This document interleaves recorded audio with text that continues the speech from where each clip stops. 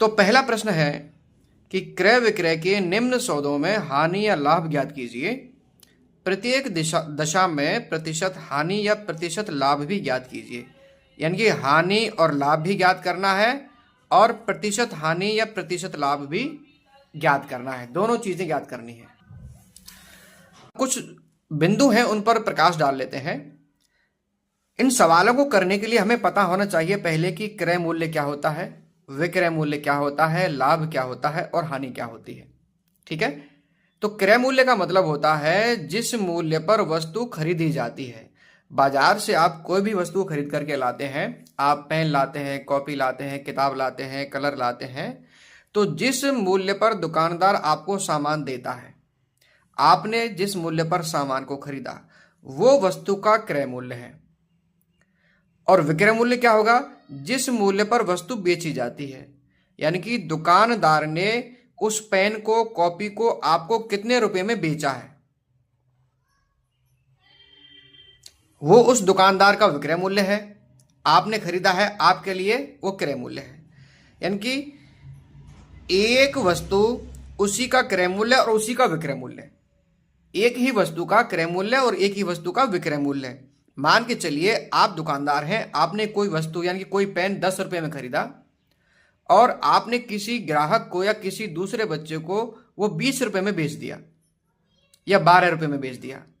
तो 10 रुपए का खरीदा और 12 रुपए में बेचा, तो 10 रुपए जो जिसमें आपने खरीदा वो उसका क्रय मूल्य है और 12 रुपए में आपने बेचा वो उसका विक्रय मूल्य है। तो क्रय मूल्य को हम सीपी यानी कॉस्ट प्राइस, सीपी भी लिखते हैं, और विक्रय मूल्य को सेलिंग प्राइस यानी कि एसपी, एसपी से भी उसे लिखा जाता है। ठीक है, अब लाभ क्या होगा? यानी क्रय मूल्य यदि कम है और विक्रय मूल्य ज्यादा है, माना कि आपने 10 रुपए की कोई वस्तु खरीदी और उसका विक्रय मूल्य हो गया 20 या 12 या 15, मान के चलिए 10 रुपए क्रय मूल्य है और 12 रुपए उसका विक्रय मूल्य है। तो बताइए 10 ज्यादा है 12 ज्यादा है?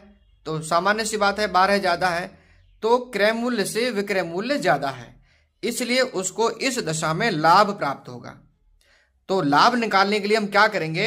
एसपी यानी कि सेलिंग प्राइस में से कॉस्ट प्राइस यानी कि क्रय मूल्य, विक्रय मूल्य में से क्रय मूल्य घटा देंगे और आपका लाभ निकल करके आ जाएगा। अब आते हैं हम हानि पर कि हानि कैसे निकालेंगे। जब क्रय मूल्य ज्यादा हो और विक्रय मूल्य कम हो, यानी क्रय मूल्य विक्रय मूल्य से ज्यादा हो, तब हानि होती है। जैसे मान के चलिए आपने कोई वस्तु 10 रुपए में खरीदी और उसी 10 रुपए वाली वस्तु को आपने किसी को 8 रुपए में बेच दिया, तो आपको उसमें 2 रुपए का नुकसान हुआ। उस नुकसान को ही हम हानि कहते हैं। इसको निकालने के लिए क्या करेंगे? क्योंकि विक्रय मूल्य क्या है? कम है और क्रय मूल्य ज्यादा है, तो क्रय मूल्य में से कॉस्ट प्राइस में से हम सेलिंग प्राइस को घटा देंगे, यानी क्रय मूल्य में से विक्रय मूल्य को घटा देंगे, तो हमारे पास हानि निकल कर आ जाएगी। अब इनका हम प्रतिशत भी देखेंगे। प्रतिशत हमने इससे पहले वाले प्रश्न, जो प्रश्नावली है उसमें पढ़ चुके हैं कि प्रतिशत कैसे निकालते हैं। 100 पर प्रतिशत निकाला जाता है तो हम उसका 100 से गुणा कर देते हैं। तो चलिए अब हम पहले प्रश्न को हल करते हैं।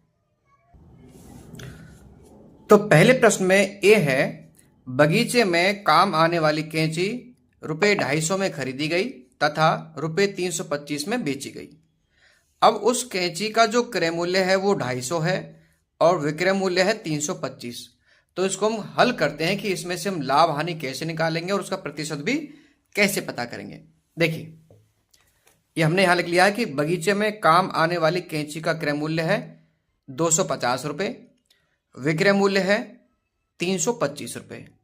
अब देखिए, क्रय मूल्य 250 है, 250 है और विक्रय मूल्य 325 है, तो उनमें से कौन सा ज्यादा है? विक्रय मूल्य ज्यादा है, 325 रुपए है। तो जब क्रय मूल्य कम हो और विक्रय मूल्य ज्यादा हो, उस स्थिति में क्या होता है? उस स्थिति में हमें लाभ प्राप्त होता है। तो हम लाभ कैसे निकालते हैं? तो यहां लिखेंगे हम लाभ बराबर, क्या लिखेंगे? लाभ बराबर विक्रय मूल्य, विक्रय मूल्य को हम ऐसे लिख देंगे शॉर्ट फॉर्म में, माइनस क्रय मूल्य, माइनस क्रय मूल्य, ऐसे लिख देंगे। अब विक्रय मूल्य कितना है? 325 है। क्रय मूल्य कितना है? 250 है। अब घटा दीजिए, विक्रय मूल्य में से क्रय मूल्य घटा दीजिए, 325 में से 250 घटेगा तो कितना बचेगा, यहाँ करके देख लीजिए, 325 माइनस 250 घटा लीजिए, 5 में से 0 गया तो 5, 2 में से 5 जाएगा नहीं तो 1 हासिल लेंगे, यहाँ हो गए 12, 12 में से 5 गए तो 7, यहाँ बचे 2, 2 में से 2 जाएगा नहीं, 0 बचेगा, 75 रुपये। तो कितना आया, लाभ बराबर 75 रुपये, 75 रुपये लाभ मिला। अब हमें क्या निकालना है कि लाभ का प्रतिशत भी निकालना है। अब प्रतिशत कैसे निकालेंगे, अब प्रतिशत यानी कि जो हमें लाभ हुआ है वो किस पर हुआ है, वो हमें क्रय मूल्य पर लाभ हुआ है। यानी कि कोई वस्तु हमने 250 रुपये में खरीदी और उस पर 75 रुपये मुनाफा कमा करके हमने क्या किया, उसको बेच दिया। तो हम लाभ निकालेंगे तो क्रय मूल्य पर निकालेंगे, किस पर निकालेंगे, क्रय मूल्य पर, और क्रय मूल्य हमारा कितना है 250 रुपये। ठीक है, तो कैसे करेंगे हम उसको, यानी कि हम लेंगे जितने पर लाभ प्राप्त किया है, कितने पर लाभ प्राप्त किया हमने 275 पर, तो 275 को लिख देंगे हम, 250 पर, 250 को लिख देंगे हम नीचे। ठीक है, जितने रुपए लाभ मिला है उसको लिख देंगे हम ऊपर, कितने रुपए लाभ मिला है, 75 रुपए मिला है। अब हम प्रतिशत निकालने के लिए क्या करते हैं, 100 का गुणा कर देते हैं, तो गुणा कर देंगे इसमें 100 का, कितने का गुणा करेंगे, 100 का। अभी मैं आपको सीधा सीधा निकाल के बना रहा हूं, आप जब हम इसको लिखेंगे कॉपी में तो इसको कैसे लिखेंगे, कथन कैसे लिखेंगे वो भी मैं आपको बताऊंगा। अभी हम इसको करके देख लेते हैं कि इसमें कितना प्रतिशत निकलेगा। देखिए 75 बटे 250 गुणा 100, 0 से 0 काट दीजिए, कट गया। अब ये दोनों संख्याएं आपस में कट सकती हैं, ये भी कट सकती है, यानी 5 से हम इसको भी काट सकते हैं और इसको भी काट सकते हैं। तो 5 से या 25 से करिए, 25 से हमने 75 को काट दिया, 25 75, 3 बार कट गया, बराबर आया 3 गुणा 10 यानी कि 30, क्या निकला ये 30% निकला।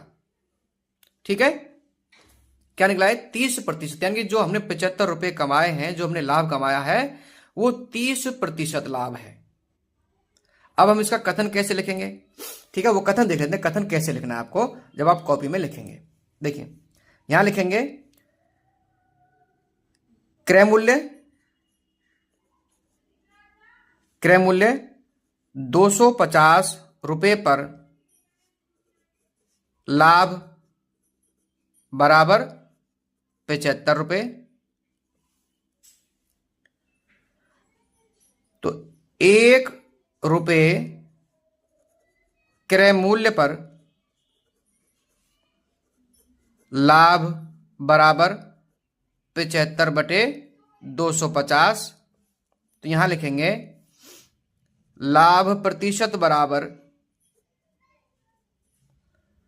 75, लाभ प्रतिशत बराबर 75 बटे 250 गुणा 100, 250 गुणा 100। इस तरह से हम इसको लिखेंगे और फिर हम इसको भाग दे लेंगे। 0 से 0 कट गया, 25 से 75 को 3 बार भाग दे दो, 25 या 75, 3 का 10 से गुणा कर दो 30, यानी कि लाभ प्रतिशत निकला हमारे पास 30%। ये आपका उत्तर हो गया, यानी 30% उनको लाभ हुआ और 75 रुपए लाभ हुआ। प्रतिशत में निकलेगा 30 और राशि में निकलेगा 75। ठीक है, अब आते हैं बी सवाल पर। बी प्रश्न है कि एक रेफ्रिजरेटर 12,000 रुपए में खरीदा गया और 13,500 में बेचा गया। तो रेफ्रिजरेटर का क्रय मूल्य हो गया 12,000 रुपए और विक्रय मूल्य हो गया 13,500 रुपए। अब इसमें हमें पता लगाना है कि कम कौन सा है, ज्यादा कौन सा है। तो ये 13,500 रुपए है, ये 12,000 है, तो ज्यादा कौन सा हुआ, ज्यादा हुआ विक्रय मूल्य। तो विक्रय मूल्य जब क्रय मूल्य से ज्यादा होता है तो लाभ होता है। तो यहां लिखेंगे हम लाभ बराबर, क्या हुआ, लाभ बराबर विक्रय मूल्य माइनस क्रय मूल्य, विक्रय मूल्य माइनस क्रय मूल्य, ऐसे लिख देंगे। अब विक्रय मूल्य कितना है 13,500 माइनस क्रय मूल्य कितना है 12,000 बराबर 13,500 में से 12,000 घटा दीजिए, कितना आया, 0 में से 0 माइनस हुआ तो 0, जीरो में से जीरो गया तो जीरो, 5 में से जीरो गया तो 5, 3 में से 2 गया तो 1, और 1 में से 1 गया तो जीरो, यानी कुछ नहीं बचेगा।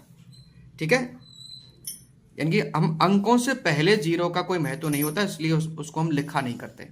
ठीक, तो 1500 रुपये, ये 1500 रुपये क्या हुआ, ये लाभ हुआ। लाभ कितना हुआ, 1500 रुपये।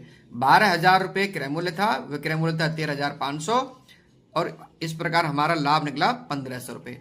अब इसको हमें प्रतिशत में बदलना है, तो ठीक पहले प्रश्न की तरह ही हमें इसको बदलना है, यानी कि जो लाभ है उसको ऊपर लिखेंगे और जो क्रय मूल्य है उसको हम नीचे लिखेंगे। ठीक है, इस तरह से प्रतिशत निकाल लेंगे। तो यहां हम लिखेंगे लाभ प्रतिशत, लाभ प्रतिशत, लाभ प्रतिशत बराबर कैसे लिखेंगे, लाभ बराबर लाभ, ये सूत्र हो गया लाभ बटे क्रय मूल्य गुणा 100, ये सूत्र हो गया। अब इस सूत्र में हम संख्या को जमा लेंगे। आपकी किताब में वैसे एक दूसरा तरीका भी दिया हुआ है लाभ प्रतिशत निकालने का, आप उस तरीके से भी कर सकते हो। ये तरीका जो मैं बता रहा हूं ये बिल्कुल आसान तरीका है। ठीक है, देखिए लाभ कितना हमारे पास 1500 रुपये है, तो यहां लिख लिया हमने बराबर लगा के 1500। क्रय मूल्य कितना हमारे पास 12,000 है, 12,000 गुणा 100 पर हमें प्रतिशत निकालना है, तो काट देंगे इसको आपस में, 2 जीरो से 2 जीरो कट गई, 1 जीरो से 1 जीरो कट गई, क्या बचा ऊपर 150 और नीचे 12। 12 का 150 में हम भाग दे लेंगे, क्या आएगा। अब देखो आप ऐसे भी दे सकते हैं कि 12 से 150 में भाग दे दो, नहीं तो आप ऐसे यहाँ 150 में भाग दे करके आप देख सकते हैं कितना आएगा। 12 का भाग दे लीजिए, 12 एकम 12, माइनस कर दीजिए, कितना बचा 3, जीरो उतार लेंगे, 12 दूनी 24, कितना बचा 30 में से 24 गया तो 6, अब 6 में भाग जाएगा नहीं। ठीक है, तो क्या करेंगे पॉइंट उतारेंगे, पॉइंट के बाद यहां क्या करेंगे जीरो उतार लेंगे, तो 12 पंजे 60, 12.5 उत्तर आया इसका। तो यहां बराबर में लिख देंगे हम 12.5 प्रतिशत, 12.5%। आप इसको देखो, ये प्रतिशत में निकाला तो इसको ऐसे कर सकते हैं, यदि आप इसको सही बटा में निकालना चाहते हैं उसको भी कर सकते हैं। हम इसको थोड़ा सा और काट लेंगे, 3 से भाग चला जाएगा इसमें, तो 3 चौके 12, और 3 से इसमें भी चला जाएगा, 3 पंजे 15, ये गया 50 बार, तो 50 बटे 4 हो गया। अब 4 को भी हम 2 से काट लेंगे, 2 दूनी 4, 25 दूनी 50, 25 बार कट गया। ठीक है, आप इसको यहां करके देख लें फिर से कि 25 में भाग हम देंगे कितने का, 2 का, 25 में हम 2 का भाग देंगे, 2 एकम 2,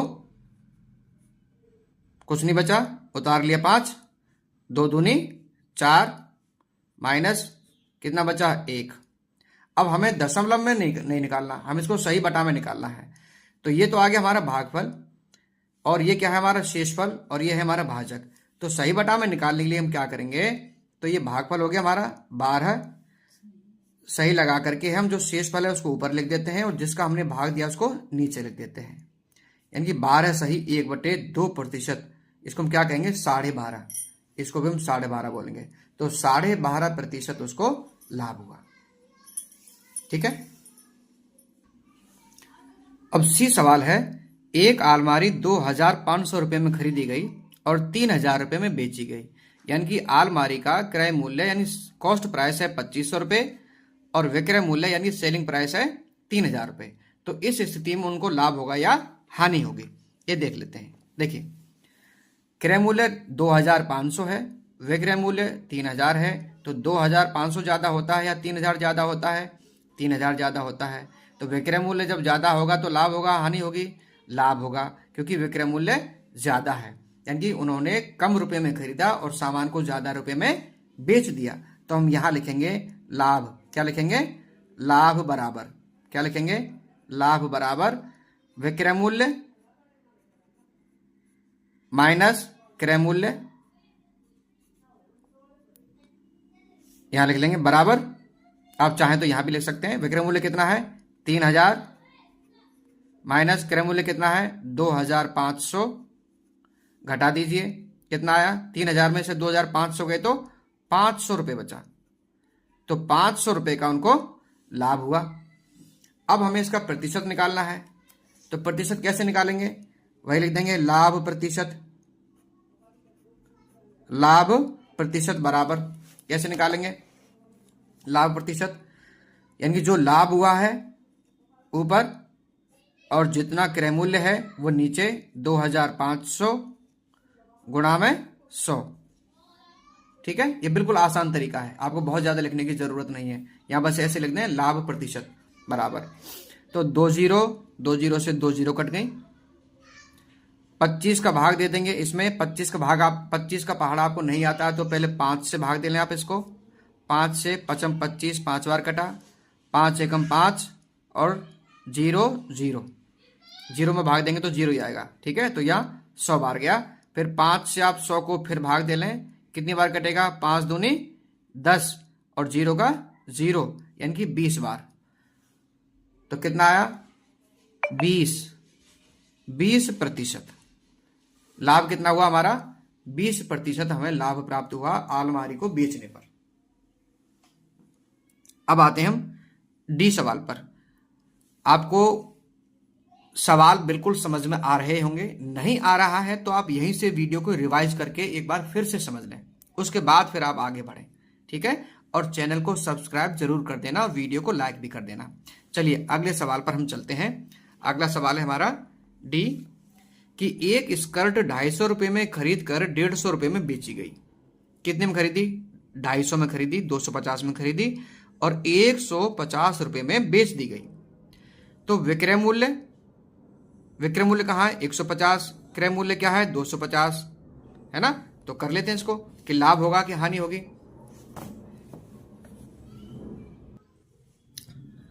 अब देखिए इसमें एक स्कर्ट का क्रय मूल्य 250 रुपये और विक्रय मूल्य बराबर 150 रुपये। अब यहां क्रय मूल्य ज्यादा है और विक्रय मूल्य कम है, 150 रुपये है। अब जब क्रय मूल्य ज्यादा होता है और विक्रय मूल्य कम होता है तो उस दशा में हमें हानि होती है, नुकसान होता है, लॉस होता है। तो हम क्या लिखेंगे इसको, हानि बराबर, हानि कब निकलेगी जब विक्रय मूल्य कम होगा और क्रय मूल्य ज्यादा होगा। हानि बराबर, तो क्रय मूल्य में से विक्रय मूल्य हम घटा देंगे, क्रय मूल्य माइनस विक्रय मूल्य। क्रय मूल्य कितना है 250 माइनस विक्रय मूल्य कितना है 150 बराबर कितना आया 250 में से 150 घटा दीजिए, कितना बचा 100। तो 100 रुपये हानि हुई। अब 100 रुपये हानि हुई है, इसको हमें किस में बदलना है, प्रतिशत में बदलना है। तो यहां लिख देंगे हम हानि प्रतिशत। क्या लिखेंगे, हानि प्रतिशत। कितने प्रतिशत हानि हुई, तो ऊपर लिखेंगे कितनी हानि है, नीचे क्या लिखेंगे क्रय मूल्य गुणा 100। 100 ये हानि हो गई, नीचे कितने क्रय मूल्य पर हुई है 250 रुपये पर हुई है, तो 250 नीचे आ जाएगा, गुणा में 100 आ जाएगा। तो भाग दे दीजिए, 0 से 0 कट गया। अब 25 से 100 कट गया, 25 चौके 100, तो 4 गुणा 10 हो गया, 4 गुणा 10 बराबर 40। 40% उसको हानि हुई, यानी कि उन्होंने 250 रुपये का कोई सामान खरीदा, यानी स्कर्ट खरीदी और 150 रुपये में उसको बेचा, तो उन्हें 100 रुपये की हानि हुई। और इसका हानि का जब प्रतिशत निकालेंगे तो 40% हानि हुई। कितने प्रतिशत हुई, 40% हानि हुई। कमेंट बॉक्स में कमेंट करके बताएं कि सवाल आपको समझ में आया है या नहीं आया है। ठीक है, दूसरा प्रश्न क्या कहता है कि दिए गए प्रत्येक अनुपात के दोनों पदों को प्रतिशत में बदलिए। अब यहां ये अनुपात दिए हैं, 1 2 3 4 सवाल हैं, इन चारों को हमें किस में बदलना है, प्रतिशत में बदलना है। तो आइए हम सीखते हैं कि अनुपातों को प्रतिशत में कैसे बदलते हैं। अनुपातों का प्रतिशत निकालने के लिए हम क्या करते हैं, पहले हम दोनों अनुपातों को जोड़ देते हैं।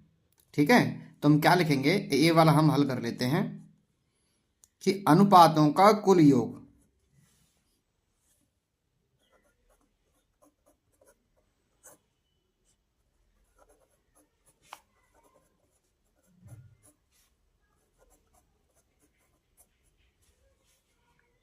बराबर 3:1, 3+1 बराबर 4, यानी अनुपातों का कुल योग कितना हो गया, 4 हो गया। अब हमें प्रतिशत निकालना है, तो अलग अलग का प्रतिशत निकालना है, यानी कि किसी वस्तु में या किसी रुपए में, या जैसे मान चलिए 100 रुपये हैं या फिर कोई एक वस्तु है, उसमें से एक तो भाग है 3 और एक भाग है 1। ठीक है, तो हम इसको ऐसे भी लिख सकते हैं कि भागों का कुल योग, अब ये अनुपात में दिया हुआ है तो हम इसको ऐसे भी लिख सकते हैं कि अनुपातों का कुल योग। ठीक है, तो हमें अब पहले 3 भागों का प्रतिशत निकालना है। ये 3 भाग है और ये 1 भाग है। ठीक है, तो यहां निकालेंगे बराबर 3 का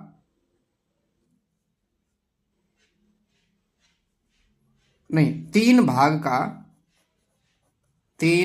का प्रतिशत बराबर, अब कैसे निकालेंगे इसको हम कि 3 भाग हैं, ये कुल है, 4 कुल है, तो जो कुल है उनको तो हम लिख देंगे नीचे और जो भाग है उसको लिख देंगे हम ऊपर और गुणा कर देंगे 100 का।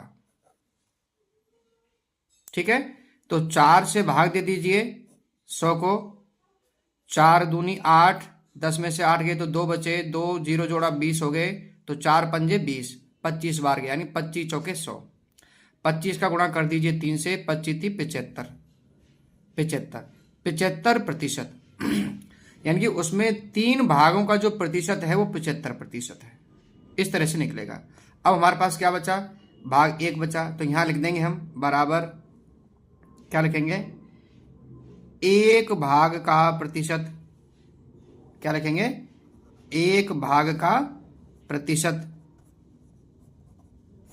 बराबर 1/4 गुणा 100।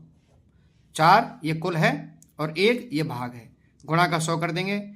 4 से 100 को काट दीजिए, 25 बार कटा, बराबर 25 का 1 से गुणा कर दीजिए, 25 एकम 25, तो 25%, यानी 1 भाग का प्रतिशत निकला 25। इस तरह से हमें ये सारे सवाल करने हैं। दूसरा सवाल है हमारा बी कि 2:3:5। तो कमेंट बॉक्स में जल्दी से बताइए कि 2, 3 और 5 का जब हम योग करेंगे, यानी अनुपातों का कुल योग करेंगे, तो उत्तर कितना आएगा यानी अनुपातों का कुल योग कितना आएगा। अभी हम बी सवाल को करते हैं, तब तक आप कमेंट बॉक्स में इसका जवाब दीजिए। बी 2:3:5, तो यहां लिखेंगे हम अनुपातों का कुल योग, अनुपातों का कुल योग बराबर 2 + 3 + 5 बराबर कितना हो गया, 2 और 3 5, 5 और 5 10। अब जिन्होंने कमेंट बॉक्स में 10 कमेंट किया है वो अपने लिए क्लैप करें, और जिन्होंने 10 के अलावा कोई दूसरा उत्तर लिखा है वो फिर से सोचें और फिर से कमेंट करके 10 कमेंट करें। ठीक है अब ये कुल योग हो गया 10। अब हमारे पास भाग हैं 2, 3 और 5, तो पहले हम 2 का भाग निकालेंगे, तो यहां लिखेंगे बराबर करके कि 2 भागों का प्रतिशत,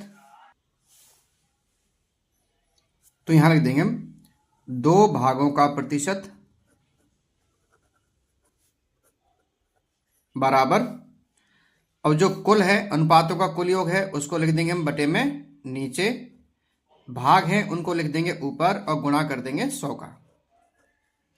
10 से 100 को भाग दे दीजिए, कितनी बार गया, 10 बार, या 1 0 से आप 1 0 काट दें तब भी 10 बचेगा। 10 का गुणा कर दीजिए 2 से, 10 दूनी 20, तो ये हो गया 20%। बहुत आसान है। ऐसे 3 का करेंगे बराबर 3 भागों का प्रतिशत,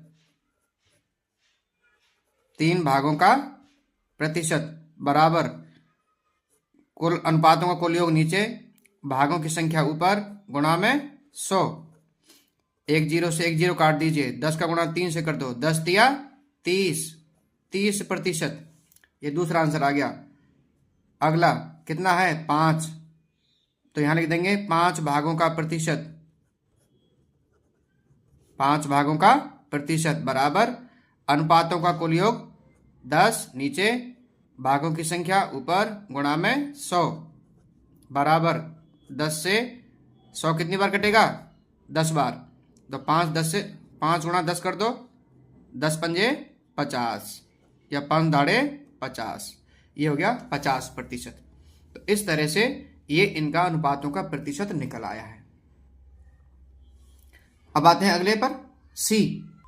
आप चाहें तो इनका स्क्रीनशॉट लेकर के भी रख सकते हैं और फिर अपनी कॉपी में लिख लें।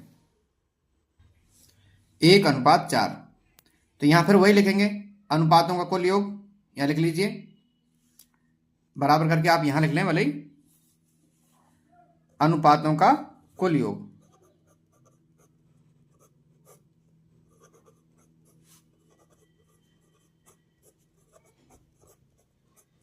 बराबर 1 + 4 बराबर 1 और 4 कितने हो गए 5। यह आ गया हमारा अनुपातों का कुल योग। अब भाग उसी तरह से निकालेंगे, तो पहले हमें 1 का निकालना है, उसके बाद 4 का निकालेंगे। तो यहां लिख देंगे 1 भाग का प्रतिशत बराबर जो कुल अनुपातों का योग है उसे हम नीचे लिख देंगे और भाग को ऊपर लिख देंगे, गुणा में 100 लिख देंगे। 5 से 100 में भाग दे दीजिए, 5 दूनी 10, 0 का 0, 20 बार कटा, 20 पंजे 100, 20 का गुणा 1 से कर दीजिए, 20 एकम 20, तो प्रतिशत बन गया है 20। ठीक है। डी है 1:2:5। अब क्या करेंगे, पहले इनका कर लेंगे, वही अनुपातों का कुल योग, यहां लिख देंगे अनुपातों का कुल योग, अनुपातों का कुल योग बराबर 1 + 2 + 5, 1 + 2 + 5 बराबर 2 और 1 3 और 5 8। अनुपातों का योग आया 8। तो ठीक उसी तरह से निकालेंगे 1 का भाग, फिर 2 का और फिर 5 का। सी वाले में मैंने 4 वाला छोड़ दिया है, उसको आप अपने आप से अभ्यास करें। ठीक है, इस तरह से लिख करके और फिर आप यहां इसको हल करें। आप भी थोड़ा कॉन्फिडेंस आएगा, आप अपने आप से इन सवालों को करेंगे। तो इनमें से भी मैं 1 का ही करूंगा, यानी 1 का तो मैंने पहले करवा दिया है। इसमें 2 5 आप 1 का निकाल सकते हैं, 2 का 5 का, तीनों का आप निकाल करके देखिए। आप पहले निकालें, वीडियो को यहीं पॉज करें और उसके बाद जब आप उत्तर निकाल लें तब फिर आप यहां उत्तर से मिलान करें कि क्या आपने उत्तर सही निकाला है या नहीं निकाला है। ठीक है, तो वीडियो को पॉज करके और फिर बाद में प्ले करें। तो यहां लिखेंगे हम इसको 1 भाग का प्रतिशत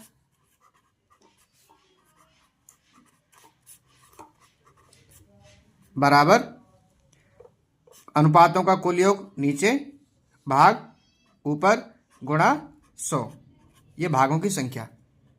ठीक है, काट दीजिए। अब 8 से यदि आप 100 को एक बार में नहीं काट पाए तो आप दोनों सम संख्या हैं तो 2 से भाग जा सकता है, 4 से भी जाएगा, 4 से भी आप कर सकते हैं। तो 4 दूनी 8 और 25 चौके 100। अब 2 से भाग 25 में कैसे जाएगा, क्योंकि इधर सम संख्या नहीं है, तो यहां जब भाग देंगे हम इसका तो 2 से 2 एकम 2, 5 बचा, 2 दूनी 4, 1 बचा, तो जो शेष फल बचा उसको ऊपर और जो भाजक है उसको नीचे। तो 12 सही 1/2%, या फिर आप इसको पॉइंट में लिखेंगे, दशमलव में लिखेंगे तो 12.5% आएगा। ठीक है, आप इसी तरह से दूसरा 2 भाग का प्रतिशत या 2 भागों का प्रतिशत बराबर अनुपातों का कुल योग नीचे भागों की संख्या ऊपर गुणा में 100। 2 से 8 को भाग दे दीजिए, 2 चौके 8 और 4 से 25 को भाग दे दीजिए, 25 चौका 100 बराबर, यहाँ कुछ नहीं है गुणा करने के लिए, केवल 25 है तो 25, इसका प्रतिशत आया 25। फिर लिखेंगे सॉरी ये 5 भागों का प्रतिशत,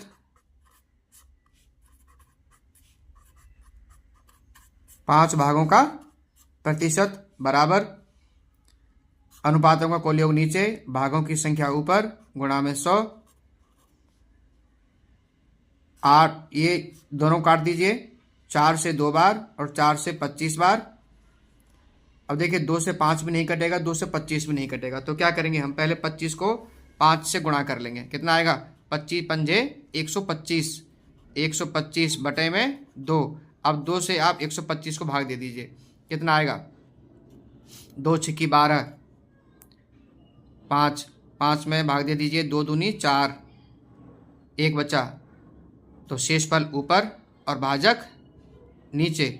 प्रतिशत 62 सही 1/2%। यदि आप इसको दशमलव में लिखना चाहते हैं तो दशमलव में बनेगा ये 62.5%। ठीक है, 1/2 का मतलब होता है 0.5, 1/2 का मतलब 0.5। तो यह आपका दूसरा सवाल कंप्लीट है।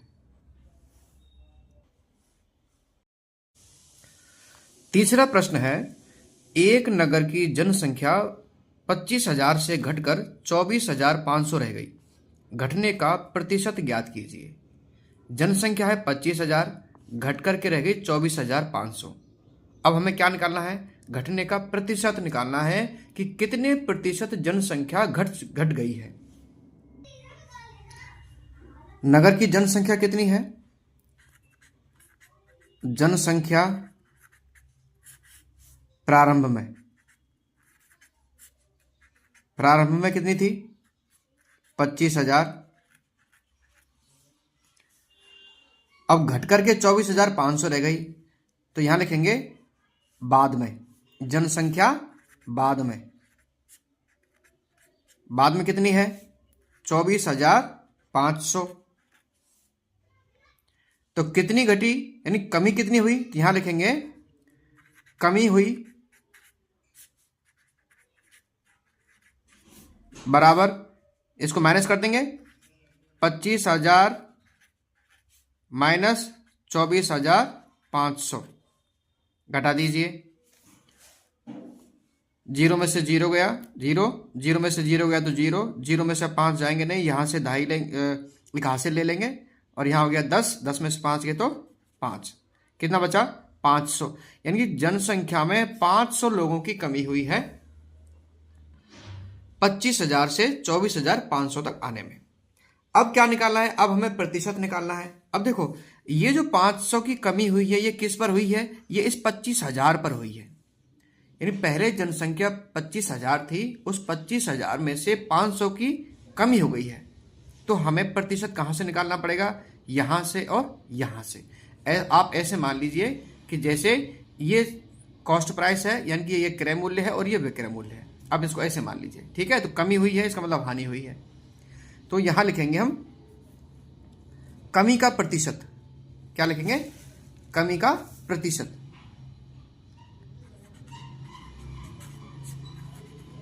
कमी का प्रतिशत बराबर कितनी कमी हुई है? 500 बटे कितनी जनसंख्या थी शुरुआत में? 25,000 गुणा क्या कर देंगे? 100 कर देंगे। 2 जीरो से 2 जीरो कट गई, 1 जीरो से 1 जीरो कट गई, 25 का भाग 50 में दे दो, 25 दूनी 50 बराबर 2%। यानी कि जनसंख्या में 2% की कमी हुई है। 25,000 से 24,500 तक आने में 500 की कमी हुई, और 500 25,000 का कितना प्रतिशत है? 2% है। ठीक है, तो इसको हम यहाँ समीकरण कैसे बनाते हैं? आपने जो पिछली प्रश्नावलियां थी उनमें समीकरण बनाना किया होगा, तो कैसे? जैसे 500 कितना प्रतिशत हुआ? 25,000 का कितने प्रतिशत बराबर 500, इस तरह से। ठीक है। चौथा प्रश्न है, अरुण ने एक कार 3,50,000 में खरीदी। अगले वर्ष उसका मूल्य बढ़कर 3,70,000 रुपये हो गया। कार के मूल्य की प्रतिशत वृद्धि ज्ञात कीजिए। 3,50,000 उस कार का क्रय मूल्य है और उसका मूल्य बढ़कर के हो गया 3,70,000। अब इसका हमें जो बढ़ा हुआ मूल्य है उसके प्रतिशत वृद्धि ज्ञात करनी है। तो इसको सॉल्व करते हैं। कैसे करेंगे, देखिए, कार का क्रय मूल्य हो गया 3,50,000 रुपये। कार का बढ़ा हुआ मूल्य है 3,70,000 रुपये। तो देखो, ये 3,50,000 कम है क्रय मूल्य और बढ़ा हुआ मूल्य, आप इसको विक्रय मूल्य ही मान लीजिए, 3,70,000 रुपये। तो यहाँ मूल्य में वृद्धि हो गई। अब मूल्य में वृद्धि हुई तो इसका मतलब क्या है कि हम इस बढ़े हुए मूल्य में से क्रय मूल्य को घटा देंगे। ठीक है। तो यहाँ हम पहले क्या निकालेंगे इसका, कि कुल बढ़ा हुआ मूल्य कितना है वो निकालेंगे। ठीक है। तो यहाँ निकालेंगे बढ़ा हुआ या बढ़ी हुई कीमत, बढ़ी हुई कीमत निकालेंगे। कितनी हुई, क्रय मूल्य माइनस ये बढ़ा हुआ मूल्य, तो 3,50,000 को घटाएंगे हम 3,70,000 में से। ठीक है। 3,70,000 माइनस 3,50,000 घटा दीजिए। 0 में से 0 गए तो 0, 0, 0, 0, 7 में से 5 गए तो 2 बचे, यानी कि 20,000 रुपये। उस गाड़ी की कीमत में 20,000 रुपये की वृद्धि हुई। अब 20,000 जो बढ़ा हुआ रुपया है इसको हमें प्रतिशत में बदलना है कि ये 3,50,000 का कितना प्रतिशत है। ठीक है। तो हम इसको ऐसे भी लिख सकते हैं, ठीक ऐसे ही प्रश्न पिछला था कि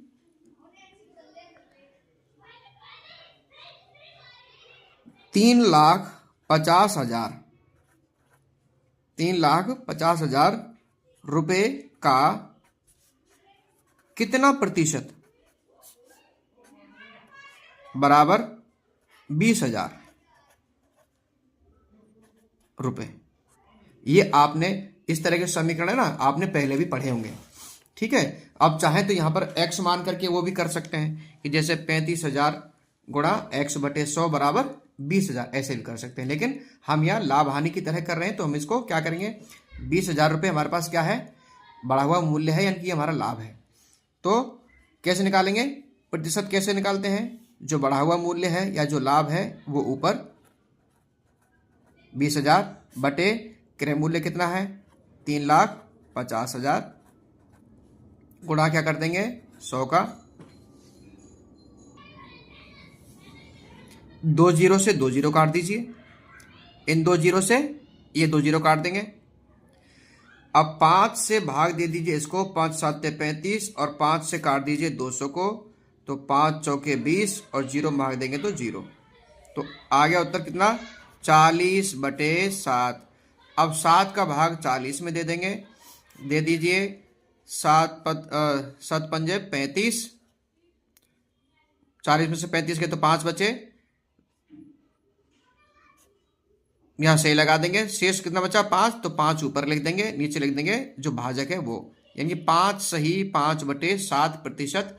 यदि आप इसको दशमलव में लिखना चाहते हैं तो आप इसे लिखेंगे कि 5 7 35 पॉइंट 5 बचे तो 7 7 49, फिर 1 बचा 0 आएगा, 7 1 7, तो 5.71%। ये उसमें क्या हुआ, इतने प्रतिशत मूल्य में वृद्धि हुई।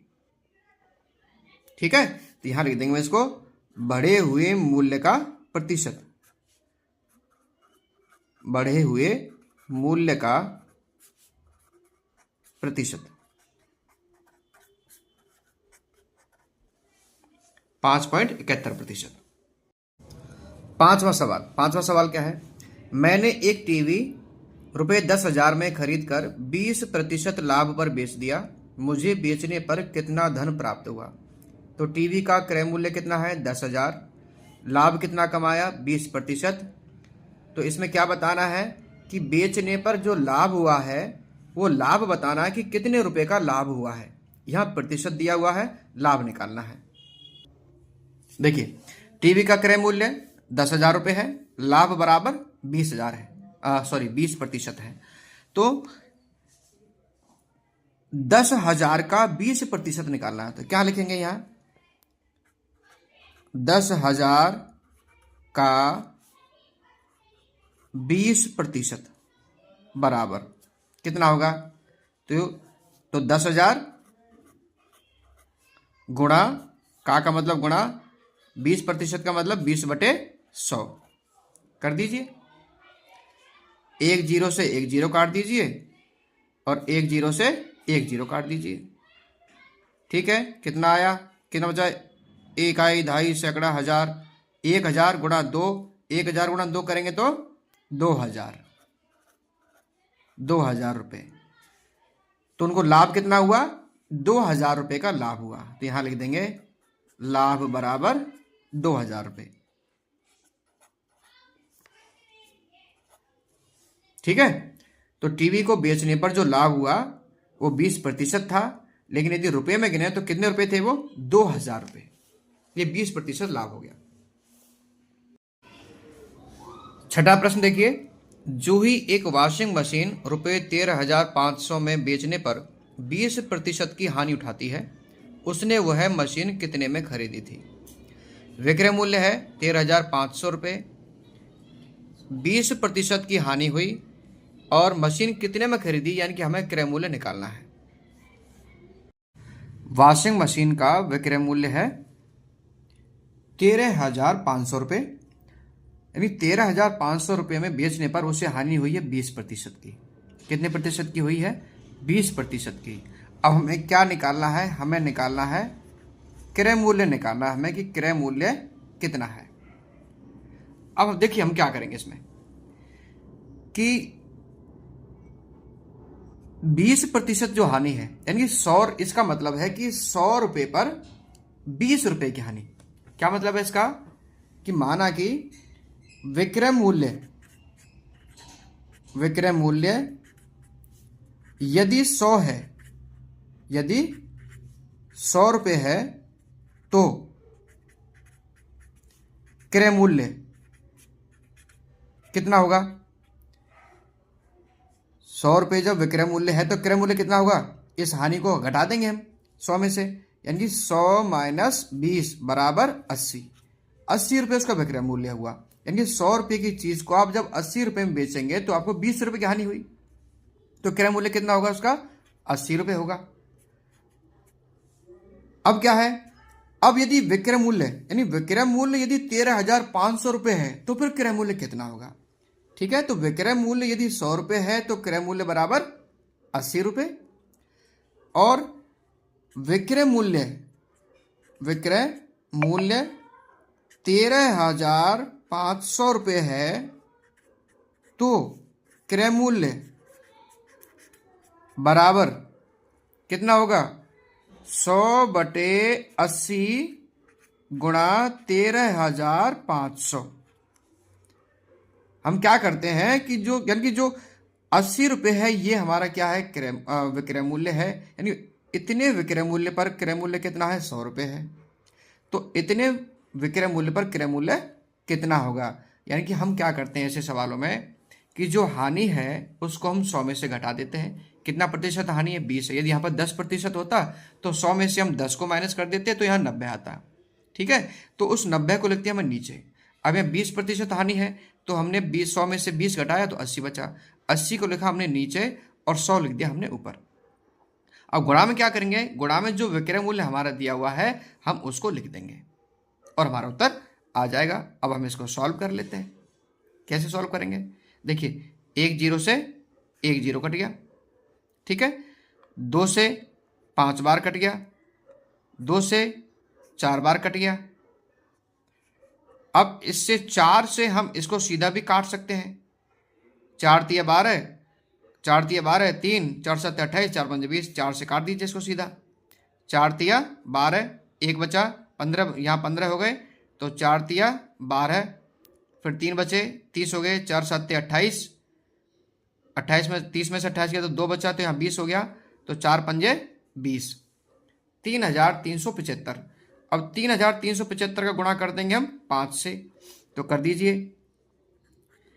3375 गुणा 5 कितना आएगा, 55 25, 25 हासिल लागी 2, 5 7 35 और 2 37, हासिल लागी 3, 5 3 15, 15 और 3 18, हासिल लागी 1, 5 3 15, 15 और 1 16, तो 16,875 रुपये ये उसका क्रय मूल्य है। क्रय मूल्य कितना है हमारा, 16,875 रुपये। तो यदि विक्रय मूल्य दिया हुआ है और हानि दी हुई है तो हमें क्रय मूल्य इसी तरह से निकालना है। ठीक है। 7वां प्रश्न देखिए, 7वां प्रश्न क्या कहता है, इसमें 2 भाग हैं, 1 और 2। चाक पाउडर में कैल्शियम कार्बन तथा ऑक्सीजन का अनुपात 10:3:12 होता है। इसमें कार्बन की प्रतिशत मात्रा ज्ञात कीजिए। तो ये अनुपात है, इसमें कार्बन की प्रतिशत मात्रा हमें ज्ञात करनी है। तो देखो कैल्शियम के लिए हो गया अनुपात 10, कार्बन के लिए हो गया 3 और ऑक्सीजन के लिए हो गया 12। दूसरा प्रश्न क्या कहता है, चाक की एक छड़ी में यदि कार्बन की मात्रा 3 ग्राम है तब उसका कुल भार कितना होगा। ये दोनों का हमें आंसर पता करना है। तो चलिए इसको सॉल्व करते हैं। देखिए चौक पाउडर में जो अनुपात है वो क्या है, 10:3:12, ये अनुपात है, ये अनुपात है। इसमें ये कार्बन का है, ये कैल्शियम का है और ये ऑक्सीजन का है। तो हम क्या करेंगे, सबसे पहले हम क्या करेंगे, सबसे पहले हम अनुपातों का कुल योग निकालेंगे। तो यहां हम लिखेंगे अनुपातों का कुल योग,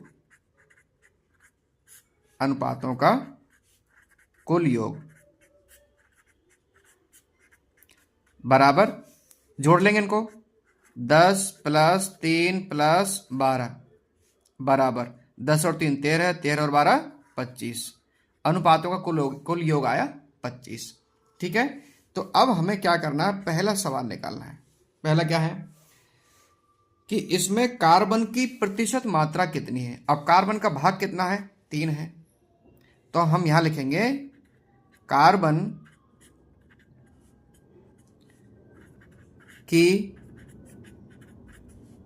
प्रतिशत मात्रा या मात्रा प्रतिशत बराबर, कार्बन का भाग कितना है, 3 है, तो 3 ऊपर आएगा, जो योग है वो योग नीचे आएगा। अब गुणा में क्या कर देंगे, 100 कर देंगे क्योंकि हमें प्रतिशत निकालना है। ठीक है, यानी कि कार्बन का भाग 3 है वो ऊपर आएगा, अनुपातों का कुल योग नीचे आएगा, गुणा में 100 कर देंगे।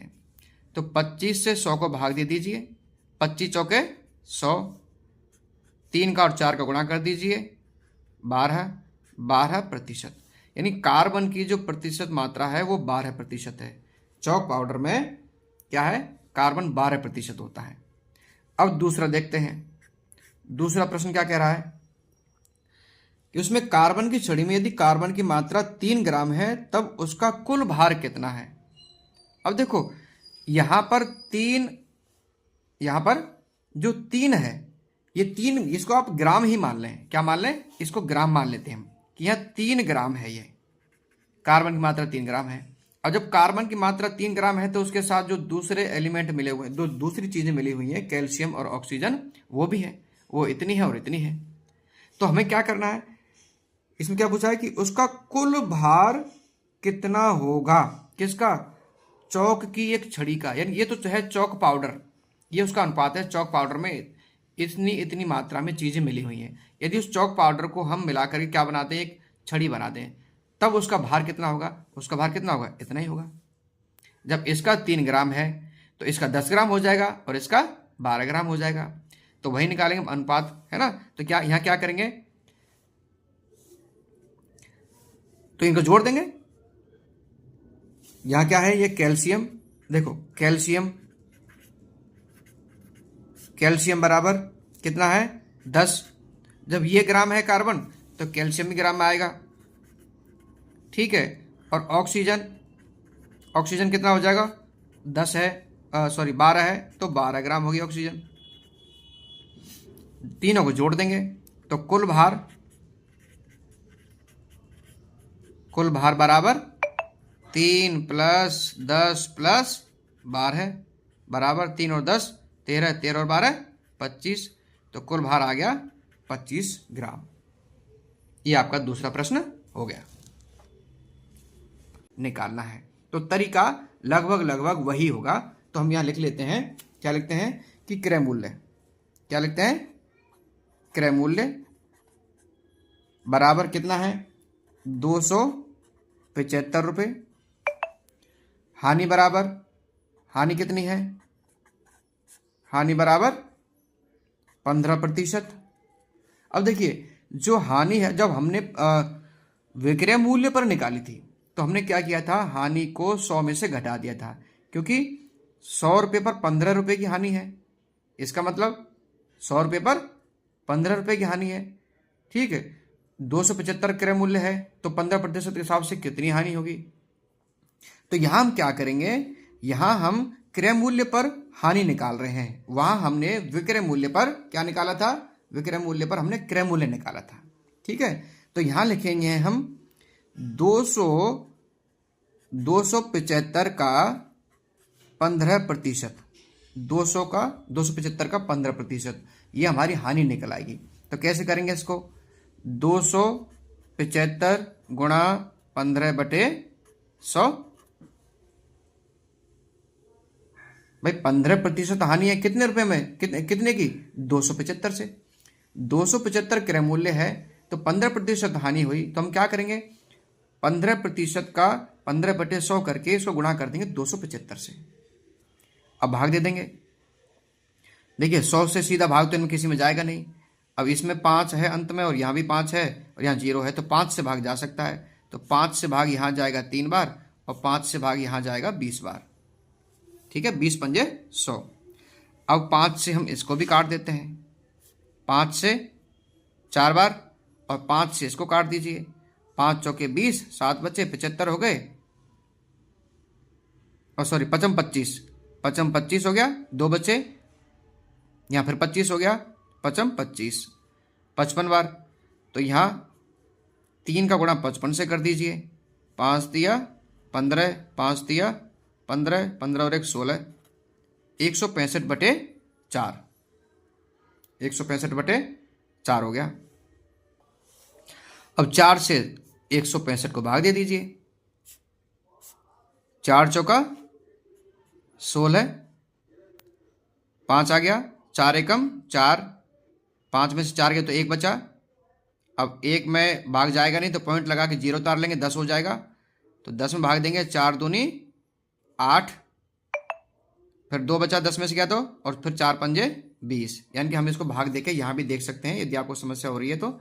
जैसे 165 में हमने भाग दिया कितने का, 4 का, तो 4 चौका 16 माइनस करके ये 5 आ गया, तो 4 एकम 4। ठीक है, इस तरह से 41 आ गया। और हम इसको जब यहाँ करेंगे तो यहाँ बचा इसमें से 1, अब पॉइंट उतार लेंगे, फिर 0 ले लिया हमने पॉइंट के बाद, तो 4 दूनी 8, 2 आ गया, 2 बचा, फिर 0 ले लिया हमने 1, 4 पंजे 20, तो 41.25 रुपए की हानि हुई।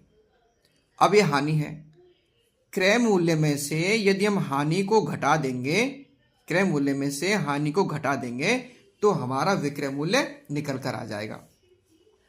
देखिए क्रय मूल्य कितना हमारा,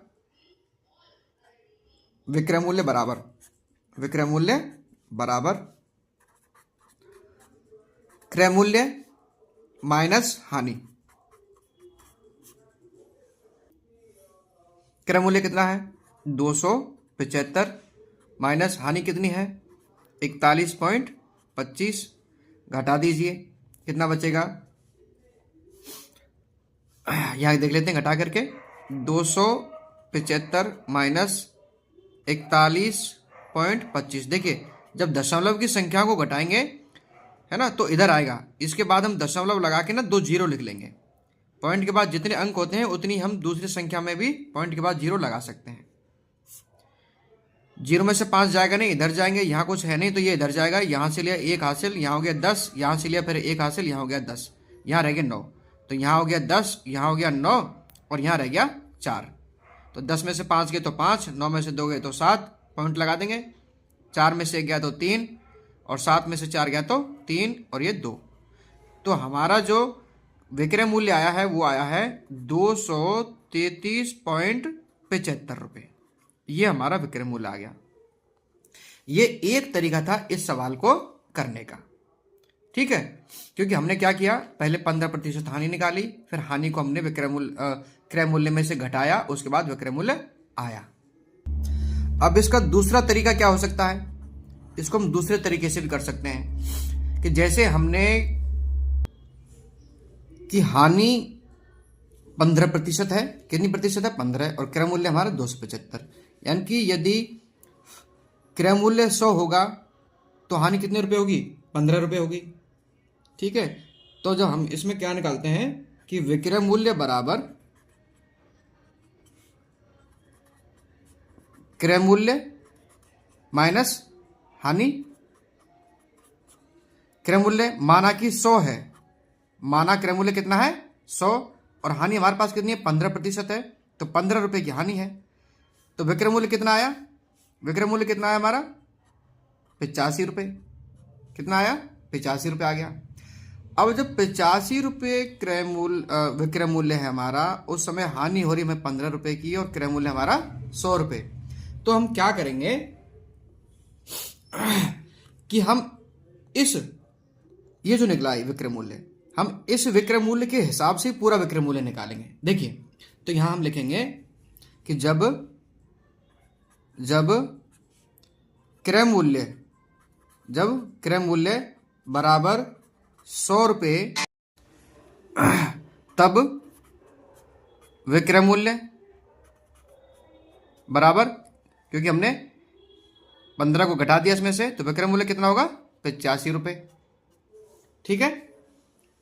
यानी कि जब क्रय मूल्य 100 रुपये है तब हमारा विक्रय मूल्य होगा 85 रुपये, और जब क्रय मूल्य कितना होगा 275 रुपये, कितना होगा 275 रुपये, तब विक्रय मूल्य कितना होगा, विक्रय मूल्य बराबर ये हो जाएगा 85/100 गुणा 275, 85/100 गुणा 275, यानी कि ये 100 रुपये क्रय मूल्य पर 85 रुपये विक्रय मूल्य होगा, और जब 275 रुपये क्रय मूल्य होगा हमारा, तो हम क्या करेंगे, इनको आपस में काटेंगे, ठीक है। तो हमें इस तरह से लिखना है, हानि को घटा करके ऊपर लिख देंगे और 100 नीचे लिख देंगे। कोई सा भी सवाल हो ऐसा जिसमें क्रय मूल्य दिया हुआ हो और हानि का प्रतिशत दिया हुआ हो और हमें विक्रय मूल्य निकालना है, तो आपको क्या करना है, सीधे ही उसमें से हानि को घटा देना है 100 में से, और घटा करके उसको ऊपर लिख देंगे और नीचे 100 लिख देंगे और गुणा कर देंगे जो क्रय मूल्य दिया हुआ है उसका, ठीक है। बिल्कुल सिंपल सा तरीका है ये। अब इसको हम सॉल्व कर लेंगे, सॉल्व कर लीजिए। देखिए 25 से 4 बार गया और 25 से 100 काट देंगे, 25 से कम 25, 2 बचे, या 25 हो गया, फिर 25 से कम 25, 11 का और 85 का गुणा कर लेंगे, क्योंकि 4 से इनमें से कोई संख्या नहीं कटेगी। तो 11 पंजे 55, 11 अठाम 88, 88 और 5 93, बटे में 4, 4 से इसको भाग दे देंगे, 4 दूनी 8, यहाँ 1 बचा 13 हो गया, तो 4 तिया 12, फिर 1 बचा 15 हो गया, 4 तिया 12, 15 में से 12 गए तो 3 बचा, पॉइंट लगा लेंगे क्योंकि अब आगे कोई संख्या नहीं है, पॉइंट के बाद 0 हो जाएगी। तो 30 में 4 का भाग देंगे तो 4 7 थे 28, 30 में से 28 गए तो 2 बचे, फिर 0 उतार ली तो 20 हो गया, फिर 4 पंजे 20, तो 233.75। तो हमारा जो विक्रय मूल्य आया वो 233.75 रुपये आया। इस तरह से हम इसको इस तरह से भी कर सकते हैं। ये हमारा दूसरा तरीका था। क्या था ये? दूसरा तरीका था। पहला तरीका ये था कि हम पहले क्रय मूल्य पर हानि निकालें कि हानि कितनी हुई है। जब हानि निकल आए तब हम उस हानि को क्रय मूल्य में से घटा देंगे तो हमारा विक्रय मूल्य आ जाएगा। दूसरा तरीका यह है कि जितना प्रतिशत दिया हुआ है हम उस प्रतिशत को 100 में से घटा देंगे, हम उसे फिर ऊपर लिखेंगे और 100 नीचे लिख देंगे और गुणा कर देंगे सीधा ही क्रय मूल्य से, तो हमारा विक्रय मूल्य निकल करके सामने आ जाएगा।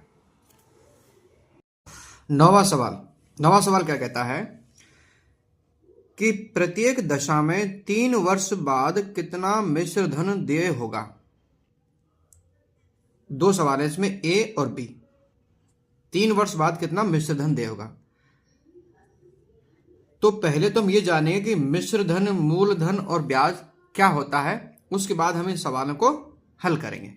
ठीक है, ये देखिए, तो मिश्र धन, देखो सबसे पहले तो होता है मूलधन। मूलधन क्या होता है?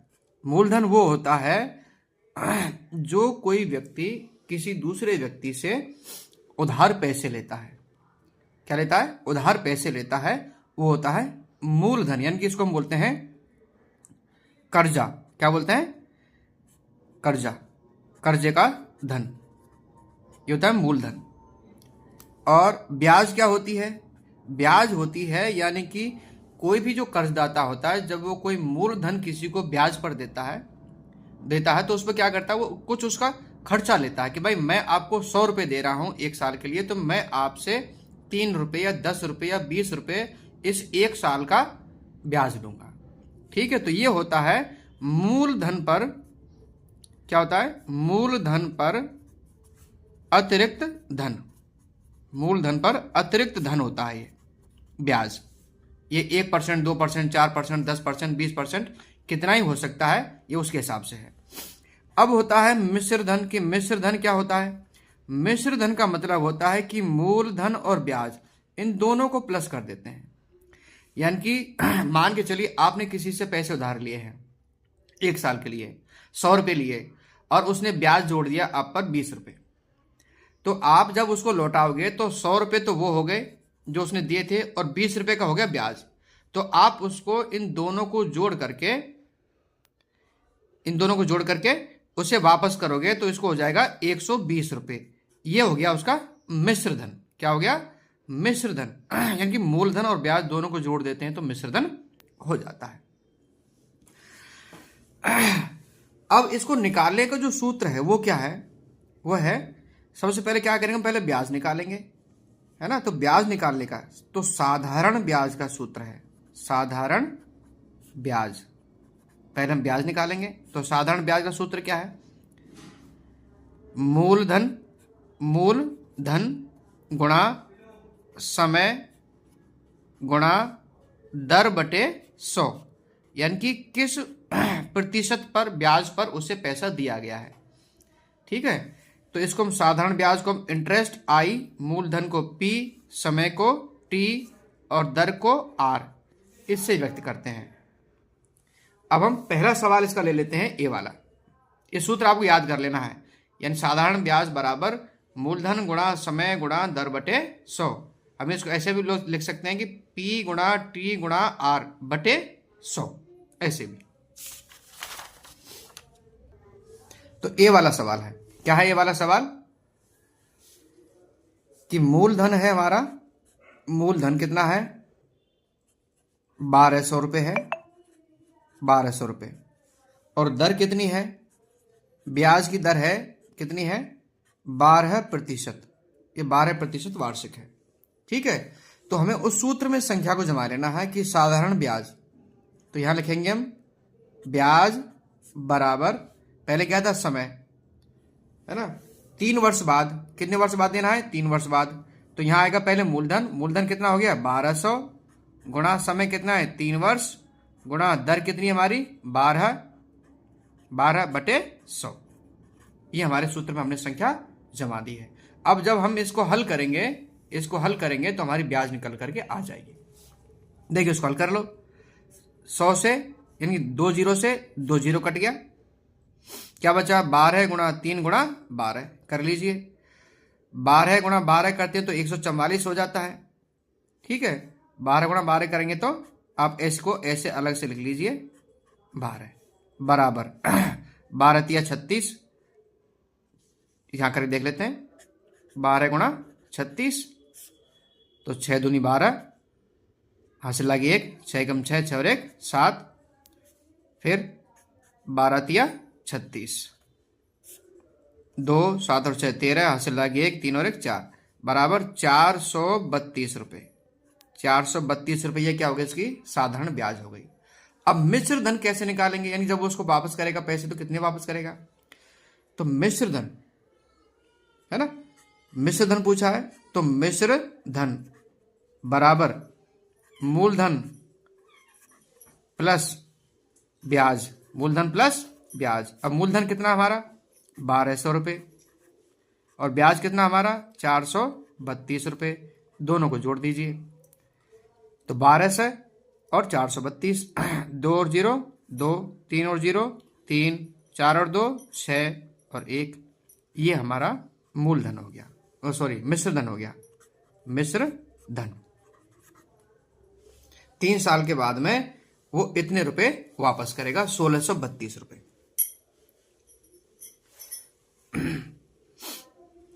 अब दूसरा सवाल बी वाला, बी वाले में क्या है,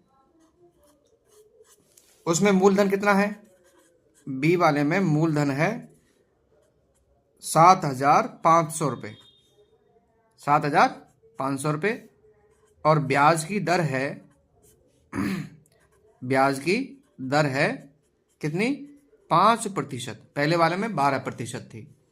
सूत्र वही आएगा, ब्याज हम इसको अब की बार ऐसे लिख लेते हैं, इंटरेस्ट बराबर मूलधन क्या था P गुणा समय क्या था T और दर क्या थी R बटे 100। हम इसको अब की बार ऐसे कर देते हैं, ठीक है। ये हमने अब की बार अंग्रेजी में सूत्र बना के लिख दिया है। तो मूलधन कितना है 7500, समय कितना है 3 साल और दर कितनी हमारी 5 बटे 100, कर दीजिए 2 0 से 2 0 कट गई, 5 दिए 15, 15 गुणा 75 कर दीजिए 75 गुणा 15 कर दीजिए, 15 पर 75 हासिल लगी 7, 15 7 105, 105 और 7 112, ठीक है। 1125 रुपये, 1125, ये हो गई आपकी, क्या हो गई ये ब्याज हो गई आपकी, ये साधारण ब्याज है।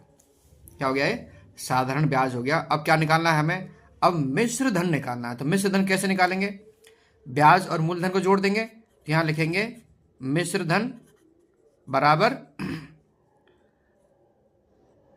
मूलधन कितना है 7500 प्लस ब्याज कितनी है 1125, बराबर जोड़ दीजिए 5 और 0 5, 2 और 0 2, 1 और 5 6, 1 और 7 8, ये उसका मिश्र धन हो गया 8625 रुपये। 8625 रुपये ये मिश्र धन हो गया 5% वार्षिक की दर से। 10वां सवाल क्या कहता है कि 56,000 रुपये पर 2 वर्ष पश्चात किस दर से 228 रुपये साधारण ब्याज देय होगा। यानी कि यहां पर हमारे पास साधारण ब्याज पहले से दी हुई है 280 रुपये, समय दिया हुआ है 2 वर्ष और मूलधन दिया हुआ है 56,000।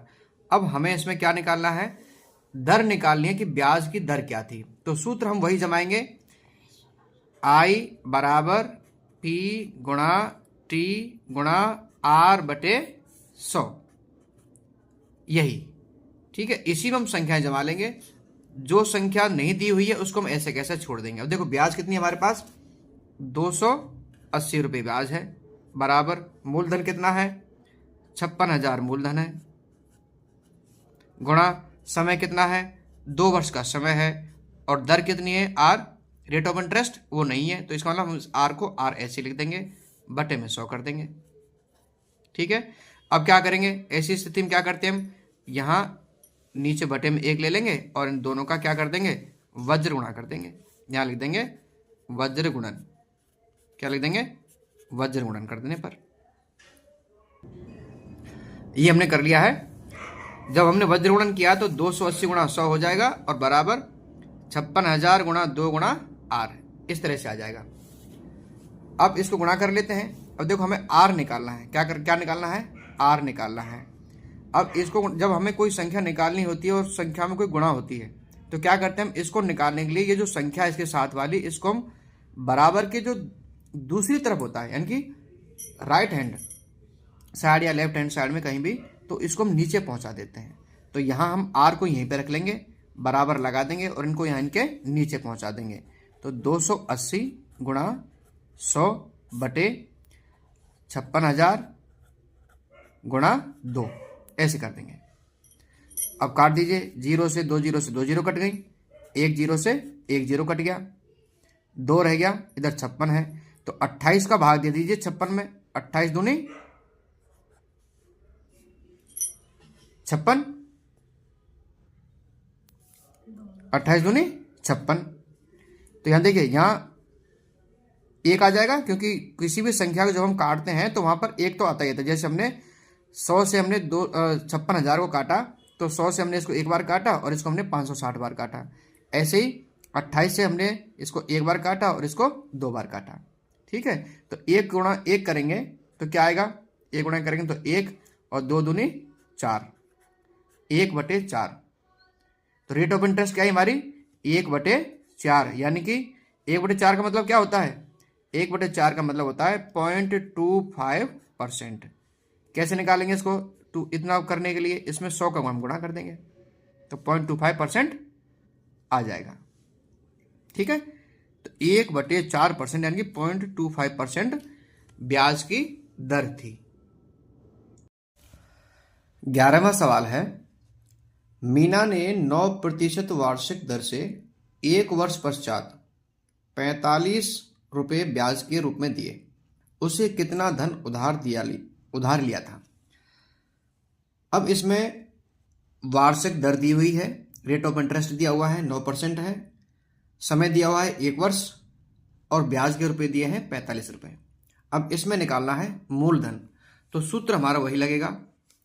ठीक है, देखिए सूत्र क्या था हमारा कि ब्याज बराबर मूलधन गुणा समय गुणा दर बटे 100, ये सूत्र है। अब इसमें जो जो चीज दी हुई है उसे उसकी जगह पर लिख लेंगे। जैसे ब्याज दिया हुआ है हमारा कितना? 45 रुपये, ब्याज 45 रुपये बराबर मूलधन नहीं है हमारे पास तो ये इसकी जगह या तो मूलधन लिख दो या फिर आप एक्स भी लिख सकते हैं, गुणा समय कितना है 1 वर्ष, दर कितनी है 9%, 9/100। इसको हल कर लेंगे। कैसे करेंगे? वही पक्षांतरण वो वज्र गुणन कर लेंगे इस तरह से। ठीक है, 1 का गुणा इन सबसे कर देंगे और 100 का गुणा 45 से कर देंगे। तो मूलधन गुणा 1 गुणा 9, तो यहां लिखेंगे मूलधन गुणा 1, 9 हो गया, 1 गुणा 9 करेंगे 9 ही हो गया, बराबर 45 गुणा 100। ठीक है, अब मूलधन हमें निकालना है। मूलधन के गुणा में है 9, तो 9 को कहाँ ले जाएंगे हम? इनके नीचे ले जाएंगे। तो मूलधन बराबर 45 गुणा 100 बटे 9, 9 से भाग दे देंगे, 9 से काट दीजिए 45 को, 9 पंजे 45, 5 का गुणा 100 से कर देंगे, कितना हो जाएगा 5 गुणा 100 500। तो 500 रुपये ये क्या है? ये मूलधन निकल आया। तो उसने उधार कितना धन लिया? 500 रुपये मूलधन लिया। प्यारे बच्चों, चैनल को सब्सक्राइब जरूर कर देना और वीडियो को लाइक कर देना। कमेंट बॉक्स में जरूर कमेंट करना कि सवाल आपको समझ में आए या नहीं आए, समझाने का तरीका आपको कैसा लगा। धन्यवाद।